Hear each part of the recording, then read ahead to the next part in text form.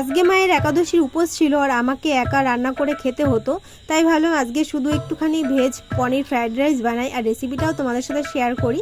আমি এখানে বিন, ক্যাপসিকাম আর গাজর কেটে নিয়েছি। কড়াইতে একটু সাদা তেল দিয়ে পনিরগুলো ভেজে নেব আর এদিকে আমি রাইসটাও বয়েল হতে দিয়েছি। তারপর কড়াইতে একটুখানি ঘি দিয়ে তার মধ্যে কেটে রাখা সবজিগুলো, তার মধ্যে একটুখানি লবণ আর কাজু কিশমিশগুলো দিয়ে ভালো করে ভেজে নেব। আর রাইসটা আমার হয়ে গেছে। আমি রাইস বয়েল করার সময় লবণ দিয়েছিলাম, সেজন্য আর পরে আর লবণ লাগেনি আমার।